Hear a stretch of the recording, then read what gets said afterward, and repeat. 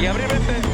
Izquierda se te corta muy pronto, al tope fondo, Racing que se te fondo con 80 y 70 vistas, izquierda 10 y 70 vistas, vámonos.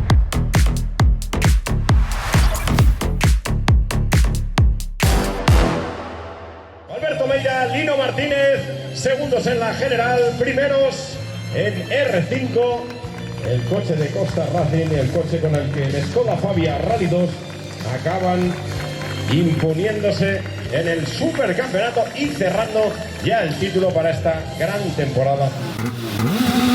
Co Campeonato Xunta de Galicia de Rallys embocando a súa recta final, aos poucos vaise presentando o desenlace dos distintos campeonatos e copas que puntúan esta tempada. Así, unha vez máis, Ferrol foi a guinda do pastel a unha tempada tremendamente disputada dentro do supercampeonato Rally 2 R5,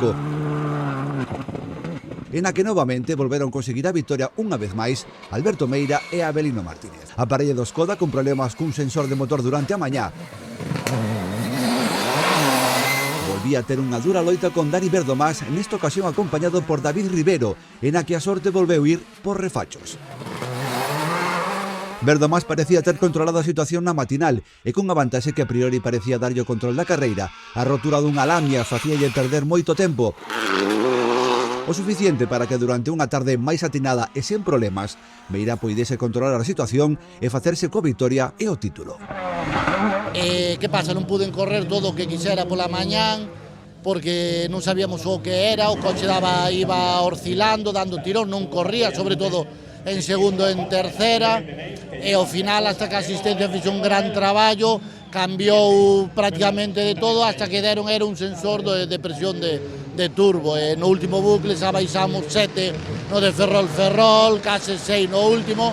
É unha mágoa, non? Porque ao final tiñamos a vitória un pouco arranxada, por decirlo de alguna maneira, con eses 14 segundos de renta da mañá, e unha rotura dunha llanta innecesaria que nunca tal vin na miña vida hasta que me pasou a min hoxe, pois tirou un pouco ao lastre todas as opcións que tiñamos, e nada, intentei aguantar pola tarde, sabía que esa renta que tiñamos, a ventaxa que tiña Alberto de 14 segundos, que era absolutamente imposible de coller. Polo demais, na xeral non houbo sorpresas, ou si, segundo miremos. Por descontado, e a falta dun rally para sentenciar o título, Víctor Senra e José Murado volvían impoñerse con autoridade no que é o rally da casa por o equipo do Hyundai World Rally Car. Sí, un rally como sempre, Ferrol, os tramos da mañán, sobre todo a Viña, son tramos dificilísimos, rotos, e nada, o trámite pasar, non cometer erros, non pinchar, o fixemos, e pola tarde disfrutar, así que fixemos pleno de scratch, contentos, disfrutando do rally, do coche e deste deporte. Senra poñía directa desde o primeiro momento, quizáis sabedor de que por detrás a pelesa ia ser encarnizada coa presencia dun Jorge Cajiao, que non ia desaproveitar a oportunidade de ter un Rally 2 punteiro por primeira vez na súa carreira. 80. Pronto frenos y 7 menos con I5 pisar ya de 4. E vaya se o fixo, rodando segundo ata que tamén a rotura dunha lamia facíalle perder posicións. Non obstante, o de Narón melloraba tramo a tramo con cronos que constantemente o situaban detrás do World Rally Car. Iso permitíalle remontar posicións e mesmo facerse coa cuarta que parecían ter as súas mans Joan Vinges e Jordi Mercader, pero que eran penalizados con 10 segundos logo de tocar unha chicán.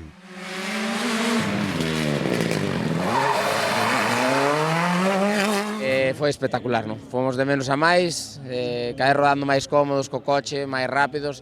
Ahora este último bucle xa podemos correr un poquinho máis a gusto, coñecendo un pouco máis os límites do coche, que a verdad que non deixan de sorprender, non?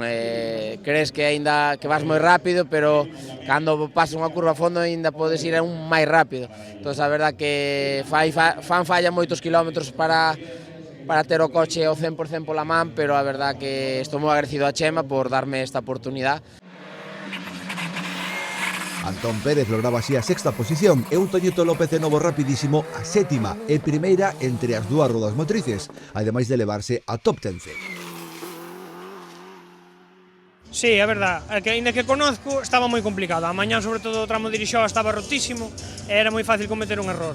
Entonces, nada, tiramos da baza de intentar facer o rally pola mañá, que era o que onde iba a estar o rally, saleunos ben, sacamos boa renta e agora pola tarde xa máis tranquilos administrando. Y 9 corta, 15 frena mucho. Na B, a cousa era para Abel Pampillón e José Laje, que sacaron petróleo da súa visita a Ferrol. Viñan probar novas solucións para o seu Mitsubishi e agora están a un paso de poder facerse co título, tendo en conta que os seus rivais directos abandonaron todos aquí. Viñamos de outras carreiras, estábamos sempre doblando llantas, e dicimos, isto non pode ser, nos vamos a arruinar a reparar llantas. Estábamos portugueses, onde nos mandamos furrándose. Nada, decidimos a poñer o coche máis alto, quitarlle un pouco de caídas, ao principio salíamos un pouco duros de setades de amortiguadores, non me encontraba cómodo, fomos ablandando, topamos o punto, e ben, a verdad que ben, ahora íbamos cómodos con él, pero bueno, miramos aquí que viñamos a puntuar e non temos aquí moita experiencia nestes tramos, a verdad. Os demais, os rivales saleban anos correndo e viñamos a dicir, bueno, aí habrá que facer o mellor posible e puntuar e tal. Bueno, por mala suerte tuveron problemas e non nos viñamos beneficiados. 100 listos, frenos derecha 6, carril, se cierra 4 pisar. Manuel Souto e Raquel Rodríguez regresaban ao Grande na Challenge Staroil, aínda que o Rally Paros do Pello 208 tivo algúns altibaixos ao longo da xornada.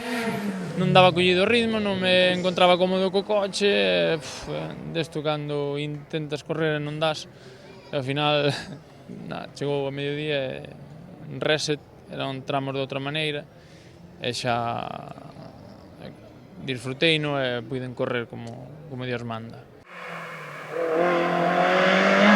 A regularidade e o saber estar aí tamén permitiron a Juan José Mato e a Andrea Balayo levarse a vitoria na Pirelli AMF, tendo en conta que os cocos da categoría non tiveron a sorte de fronte.